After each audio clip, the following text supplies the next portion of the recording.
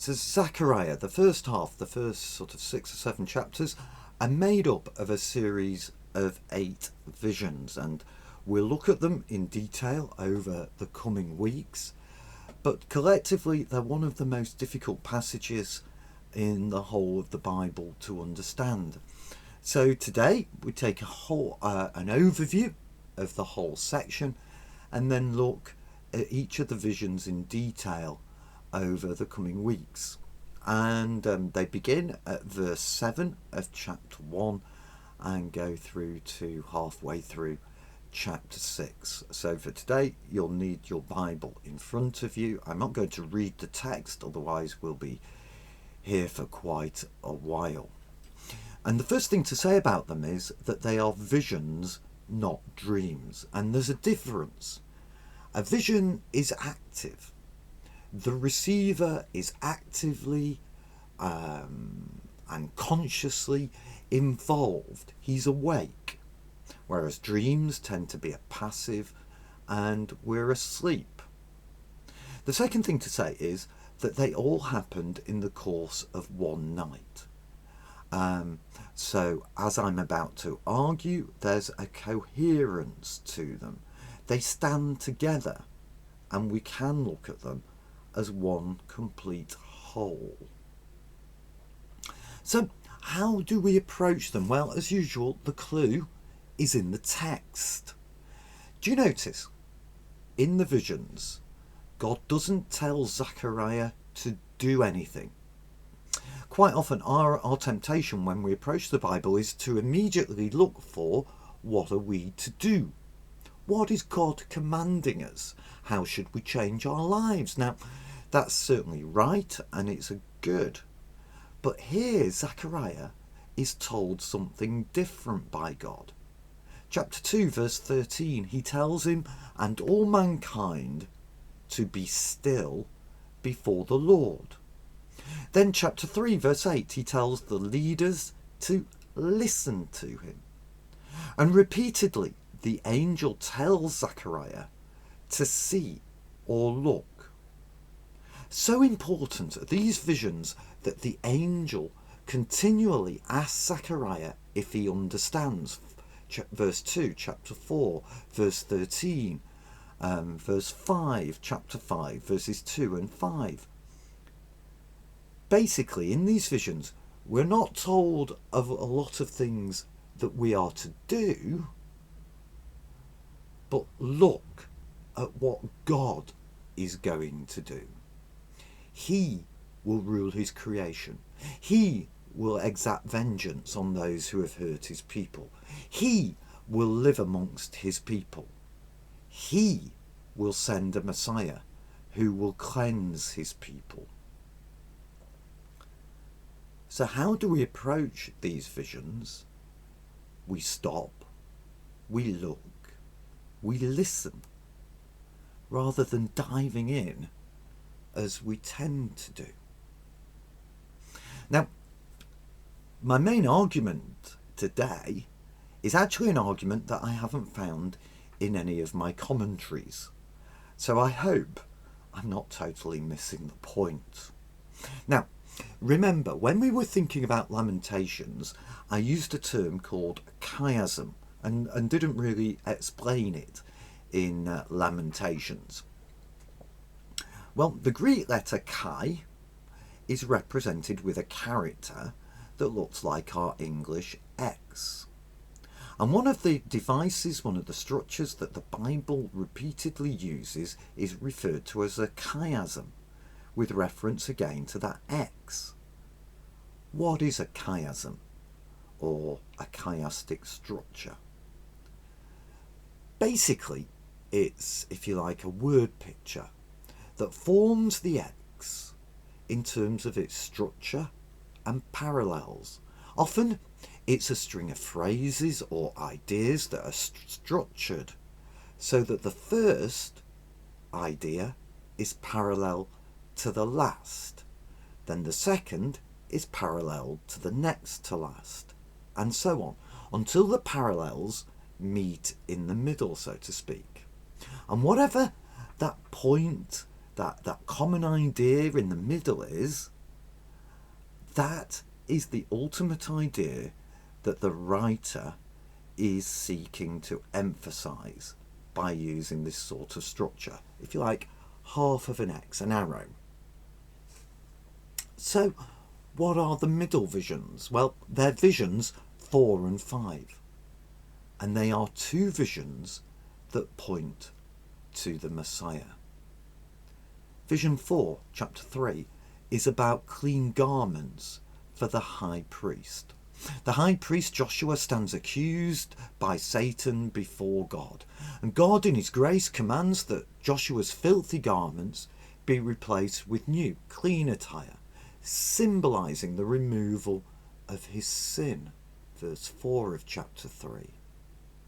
So he's symbolically the high priest, covered with the filth of the people, and must be cleansed before being able to carry on with his duties.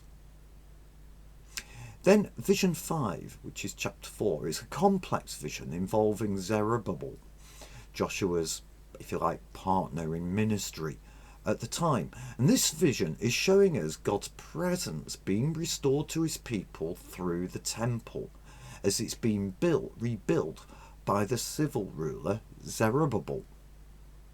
And he, verse 9 of chapter 4, represents the line of David, the line from whom the Messiah would come. Then, at the end of the 5th vision, the angel promises 2 individuals that they would be appointed to serve the Lord of all the earth. That begs the question, who are those 2 individuals? Well, given the context, we must be right to assume that one is the priest, Joshua, who represents the cleansing of God's people in vision 4, and the king, who accomplishes God's purpose in vision 5. Remember, the temple was the visible sign of God's presence, the place of forgiveness. So it's about the priest and the king coming together, and that God's Messiah would be both priest and king, because the human ones fail, as we'll see. Now, once we have that at the centre of the chiasm, we pull out and we look at the rest. Do you notice there are similarities in visions 1 and 8? They're about 4 horses that go out throughout the world and return to report peace. So there's something about peace as the outer idea. But there are differences as well. Vision 1, there is peace before the Lord judges the world. It's a peace of the self-righteous nations who think they can win their own security. Vision 8 is the peace that comes following the coming of the Messiah. A peace that's evangelistic, because it'll extend, we read, to the lands of the north, and that symbolises the enemies of Israel. It's saying peace will be established when God's enemies are defeated and God reigns over all through something called the branch. Then you get visions 2 and 3. They show God winning victories over his people's enemies while protecting his people. Visions 6 and 8 show God winning victories over sin, purging his people of their sin. And these verses are collectively showing God defeats all opposition to his rule, whether it's external to his people or internal to his people. The world, by the end of the reading, is now at peace, under the rule of God's anointed priest and king. And who is that? Well, it's who we know as Jesus, the anointed one, the great high priest with a kingdom not of this world. So this series of visions are designed to point us to the Messiah, to Jesus, as Lord and ruler of the whole world. with enemies, ultimately sin, defeated. And that should give us hope. For the people of Zechariah's time, it certainly did. Remember their situation. They're out of the temple. They're defeated. They're returning from exile. There's the threat of enemies. To know that God will bring peace, that God will cleanse, and all through an anointed priest and king from the line of David. So what is God doing? Through their current situation. And what's the message for us? That through the Messiah, the centre of these readings, he will rule his world, he will judge his people's enemies, he will live with his people, he will cleanse the people of their guilt. So that raises a question for us to ponder today, doesn't it? Do we stop, look, and listen to what God is doing? In particular, what he is doing and has done and will do for us through Jesus.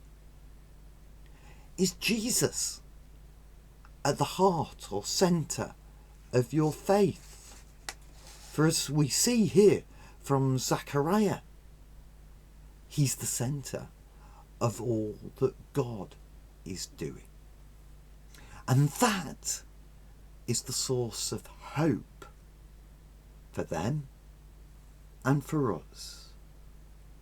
Jesus. You want hope? Look to Jesus. So it's my prayer for you today that you'll make time to stop, look, and listen to God, to Jesus. So over the next few weeks, we're going to take a look at each of the visions in more detail, remembering that Christ is at the centre, and it all points to him. So stop, look, and listen.